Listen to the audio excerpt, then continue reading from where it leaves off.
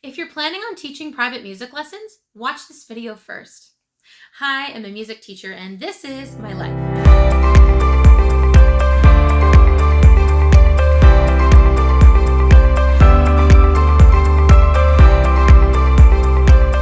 Welcome back to the channel, everyone, and welcome for those of you who might be new here.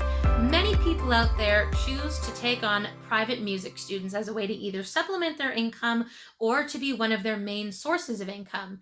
This is something that I started back when I was in Teachers College and continue to do up until this day. Now, I know that there are people out there who might think, is private music teaching right for me?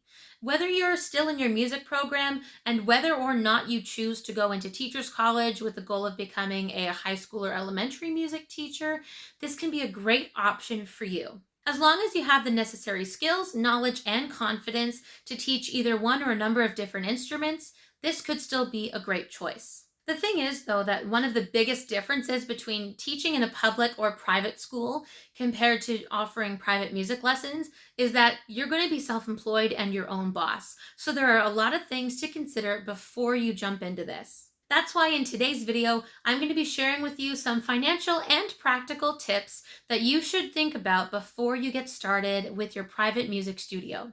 But before I get started, be sure to give this video a thumbs up and subscribe to the channel so that you're up to date on all future content about both music and teaching. Now, the biggest question you'll need to ask yourself, and this is something that I've been asked by many as well, is how much do you charge for your music lessons? And there are two big reasons why this can be a hard question to answer. Number one is because if you're someone who's doing some market research online to see what the median or the average is going to be for a music teacher, when you look on, for example, a federal job bank website and look into the labor market research, it's going to show an annual average or an annual median salary. And the biggest reason is because the people who report their income are self-employed, everyone's going to have a different amount of the salary depending on how many students they have and how much they charge. The other reason why it can be a little tricky to set your prices at first is because many different teachers out there will have different rates depending on what their education is and how many years of teaching experience they already have. So with that being said, let's go over some of my top financial and practical tips that you should consider before starting your advertising for private music lessons. The first thing you need to do is set competitive rates, and a way that you can do this is by researching the local market and sometimes offering discounts. So that could include things like offering, say, a family discount. If you have, for example, one family, if you're teaching both of their children, could that family get a little bit of a discount since they're giving you business for two students? Something else you could offer is maybe a signing bonus or incentive by offering maybe a discount if they continue to sign up for, say, 6 months of lessons in advance or a year's worth of lessons in advance. You could also offer semi-private lessons where if you have two students, maybe they're both siblings and they are both learning the same instrument, they're at the same level. You could offer semi-private lessons where it's two students to one teacher. One of the ways that you can set competitive prices as well is take a quick look online and see what different teachers are charging in your area. You could do this by looking online on places like Kijiji, or you could also take a look at different music academies or music stores near your area so that you can see what other people's prices are going to look like for either 30 minutes or an hour. And that'll give you an idea of what other options your potential students and families could have that they might choose over you. And that's going to help you set some competitive prices. One last way that you can set competitive prices is by offering different packages. So for example, are you going to offer 30 minutes, 45 minutes, or 60 minutes as lesson times? In my case, I actually offer all three options because there might be a family where 45 minutes might feel like it's a perfect balance between how much money they can afford and how much time they think would be worth it for a private music lesson. 30 minutes can sometimes fly by and feel really short for the money that you're spending. And for some students, and especially depending on the age group as well, 60 minutes can sometimes feel like a long time. For others, 60 minutes is perfect. But by offering flexible options, your students and their families, especially if you're teaching people under 18 where their parents are paying, the better it will be for them to have an option that they can choose that's right for them and for you. The second important thing you need to do is decide where you're going to teach. Now, there are a few different options you have available. Your first option is to teach from home, where your students will come to you. If you're a piano teacher and you want to teach using your instrument, then this is perfect because this way they can come to your home and you are able to know that the piano that they're playing is well maintained, it's been tuned recently, all of those wonderful things. But even if you're not a piano teacher or even like a drum teacher where you know you have a drum kit at home that's reliable, this can also be a great option if you're someone who's just short on time. If you're like me and you have a day job as a music teacher and then in the evenings you're teaching, it's really great to know that your commute is just from work to home and it keeps things simple for you and the families can come to your home and it's all going to work out fine. Now, another option you have is to teach at your students' homes. Now, for me, I teach flute and saxophone lessons, so there really isn't a big barrier in terms of instruments because I can easily carry my instruments with me to a student's home. However, this will be a consideration when you're setting your prices because you want to make sure that you're including how much mileage you're going to be spending because your gas bills are going to be higher. It might affect your maintenance on your car. So mileage is something that you'd have to build into the price if you're considering this option. Now, the other option you have is by teaching through a music store or a music academy. But you have to keep in mind that a lot of the times these music academies and music stores are going to set some of the pricing for you. And a big part of this is because if they handle all of the human resources and the administration side of it, for example, making sure that payments are on time, making sure that the families have any receipts that they ask for, reaching out if a payment method didn't work, all of those things. And also if your information is on their website and they are doing the advertising for you, then they're going to expect to be paid for that service, which is going to cut into what your profit's going to be as a teacher. On the other hand, this can also be great because then you don't have to go chasing the families for if their payment didn't go through or whether or not they're going to sign up for lessons again.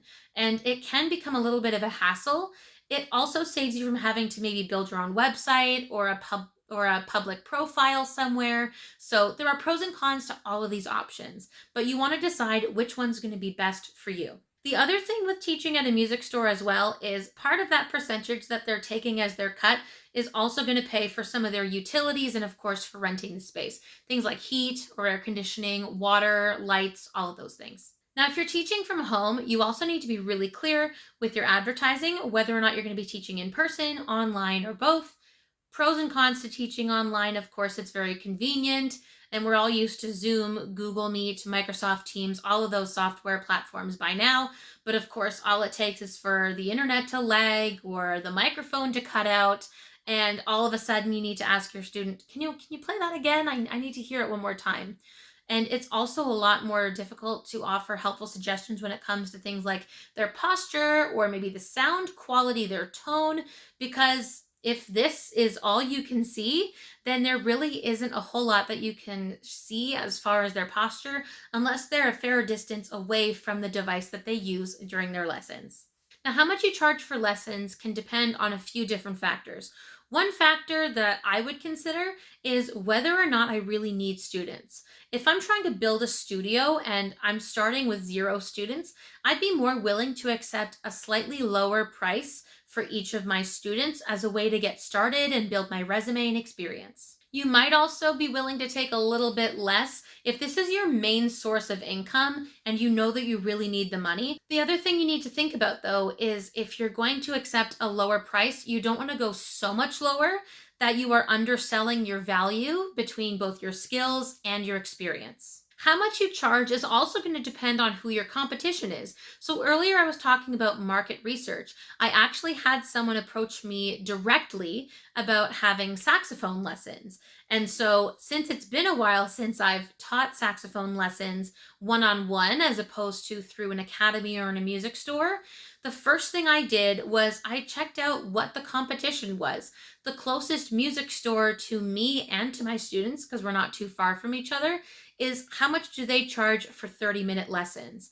And I was able to undercut my price by about $1 per half hour, which doesn't seem like much, but if that could help them decide to go with me as opposed to another teacher, then hey, that's a benefit for me. I've also taught through an online private music academy where that academy used to take a cut of all the money that I would earn as part of their HR and administrative fee.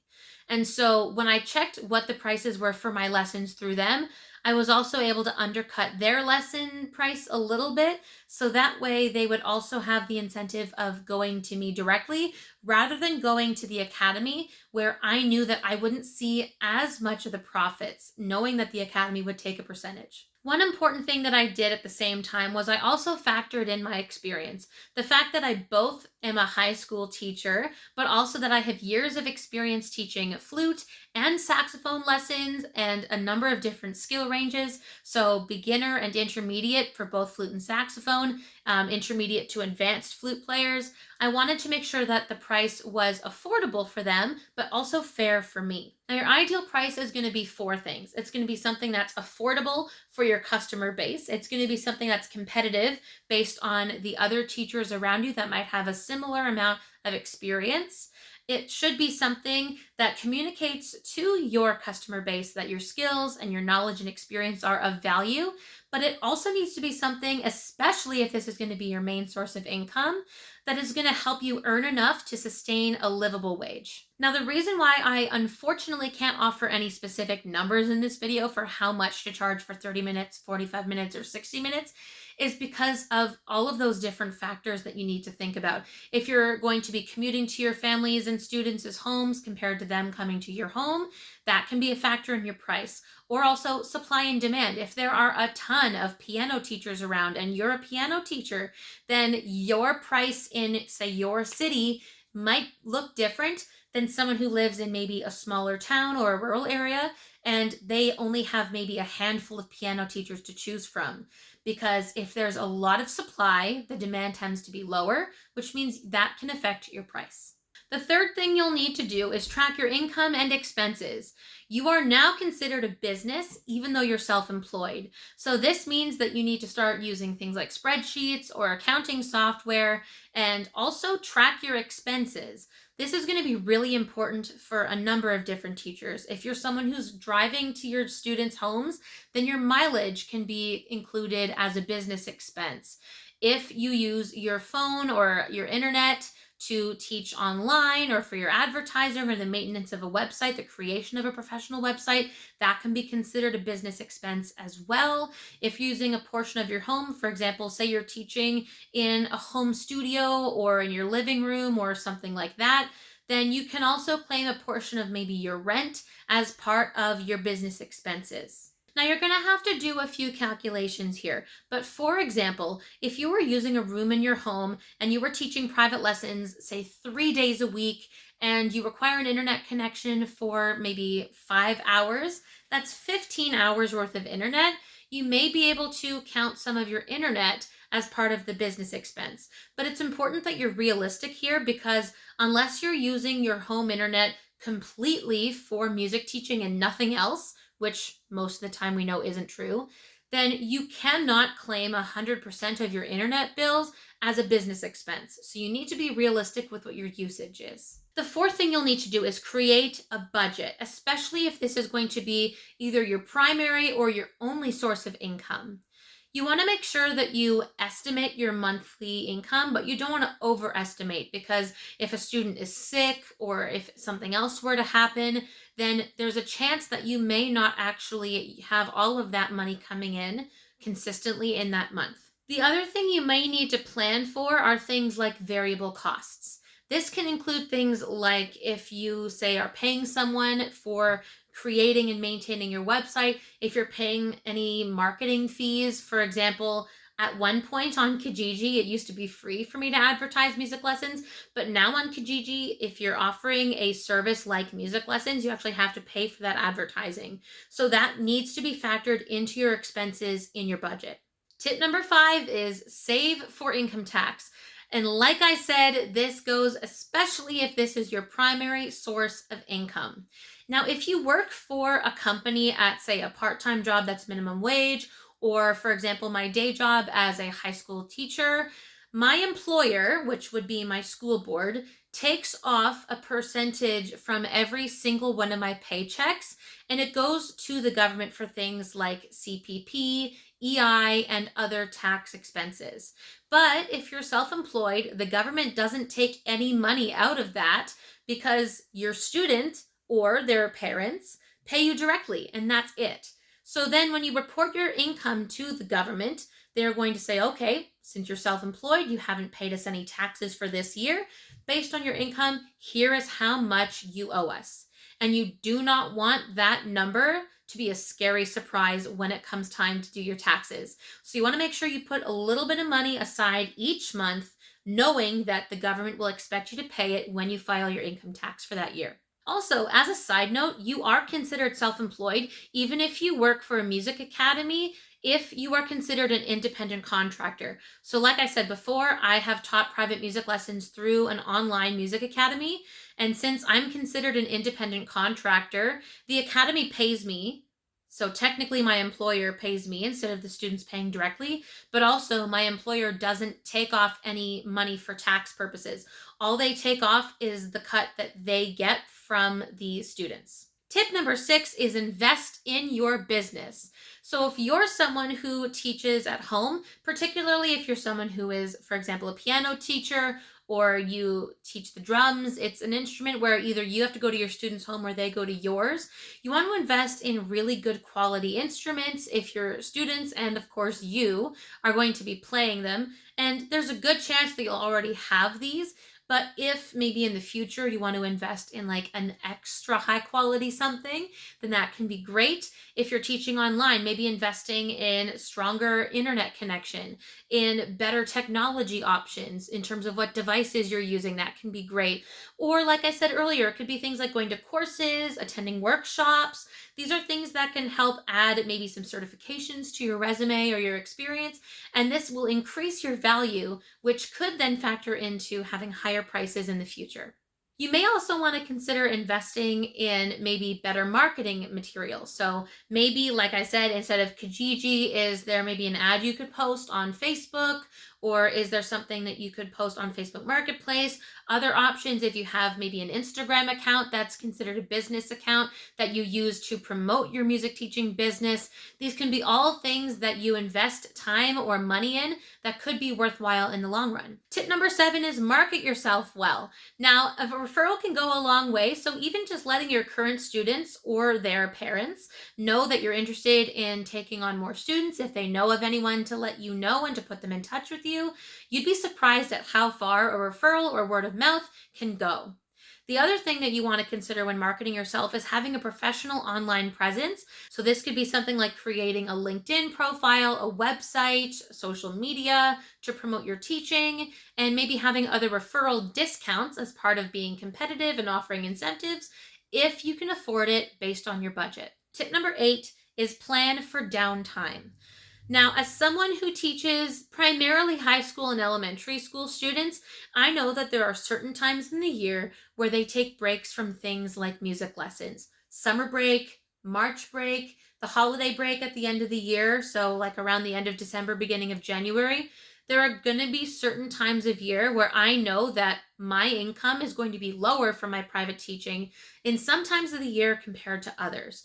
So you want to be aware of when those times are coming up and carefully budget around those so that, especially if this is your primary source of income, you're not going to find yourself in a tough spot financially during those off seasons. Tip number 9 is set clear expectations around what your cancellation policy is and your payment terms. If you don't communicate clearly what your payment terms and your cancellation policy are before they even accept lessons from you, there's a good chance that they can take advantage of your time and walk all over you. A good rule of thumb, and this is something that I actually use with my students and their parents, is give me 24 hours notice of whether or not you need to cancel or postpone a lesson. I know that life happens, so I've had students get sick, or they forgot about a last minute appointment that was scheduled, or something came up that was an emergency. If it's 24 hours notice, then I can just take the money that they paid for that lesson and move it to the following week and say, okay, I'm not going to keep the money from that lesson. I'm just going to move that money over to the following week. So I'm not pocketing that money if they give me 24 hours notice. However, if they give me less than a day's notice, then I will keep that money and it will count as if the lesson had still taken place. Because the reality is, especially if you have a really busy studio, if you had someone who wanted to take a lesson, for example, Wednesday at 5 p.m., and you normally have, let's say, student A at that time, and student A cancels at the last minute, and you already told potential student B, oh, I'm so sorry, I have someone at 5 o'clock. That could have been student B's window of time for a lesson with you. And so 24 hours seems totally reasonable. Now, when it comes to payment terms, you want to offer a couple of different flexible options that, of course, work for you. So you might be someone who prefers to be paid by cash. You might be okay with checks or e-transfers, whatever works for you. You also want to make sure that you ask your families if they need any receipts for any reason. If so, you can buy a little receipt book that you can write things on and then return that to your customer. I actually know someone who used to do massage therapy as a business at home, and they actually had those little receipt books. So I know that they're out there. You may just need to look online or at like an office supply store. Another thing that's going to help both financially and also to help you budget your time is to ask them to pay for a number of lessons up front. Now, when I was in high school and I was taking flute lessons and piano lessons, one of my parents was actually expected to pay for multiple lessons at a time. So they only ended up actually paying maybe a few times per year, even though all of those lessons were paid for. So right now, I actually have someone who's going to be starting private music lessons soon, and I'm asking for maybe a month or two ahead of time or a month or two at a time, which would be about 4 to 8 lessons. Again, depending on if there's March break, holiday breaks, or other interruptions to the schedule.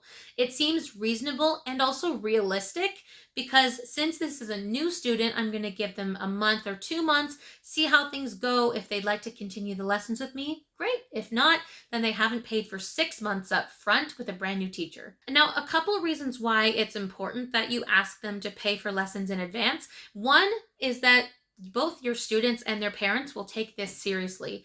Music lessons are a commitment for them just as much as they are for you. And so it actually helps with having your students stay committed and feel like there is something that they're working towards, maybe the end of that 2-month time or the end of that 6-month time. There's something to keep them motivated and to take this commitment seriously. The other thing this does is it prevents your students or their families from taking advantage by having lessons that they haven't paid for yet. So say they pay for, let's say, 8 lessons, which is around 2 months in advance. If they are someone who has those 8 lessons, they've already paid for them, and the date comes where lesson 8 is finished, at the end of lesson 8, you can let either your student or their parents know, okay, so as of today, all of the lessons that you prepaid for have already taken place. Would you like to take another month or 2 of lessons? If so, I take cash, check, e-transfer, whatever. But this way, you're not going to be taken advantage of by teaching any lessons that your students or their parents have not paid for. It protects you from getting, I guess, scammed out of your time. Tip number 10, the last one here, is to keep your personal and your professional expenses separate and consult a tax professional. If you have a professional accountant, while this is a business expense, they know tax law really well. And so they may know if there are any tax breaks or incentives for people who live in your area. They'll be familiar with provincial or state tax laws and what the federal laws are, specifically for people who are self-employed. And this can also take a lot of work off of your plate by having someone else do your taxes for you. And if you're someone who is afraid of making any mistakes, or if this is your first time filing taxes as a self-employed person, I highly recommend consulting a tax professional. And keeping your personal finances and your business finances separate is extremely beneficial because this helps you keep very clear boundaries between what is your personal information and money and what is your business information and money. Having separate bank accounts is going to be very helpful, and that way you're not dipping into the wrong account for something that's for your business or your personal life. You also want to make sure that you're not using any personal money to offset business costs, because that can also cause you to end up using too much of your business money or dipping into your personal funds to offset that problem in the business budget. With all that being said, I hope you found this video helpful. There you go. That is 10 tips of things that can help you when it comes to starting your private music teaching journey. If you're already a private music lessons teacher, give me a thumbs up and let me know if these were things that you'd recommend to others. If you're a new private lessons teacher and you found this video helpful, be sure to give this video a thumbs up, subscribe to the channel, and give us a follow over on Instagram as well. Thank you all so much for joining me today. I will see you right back on this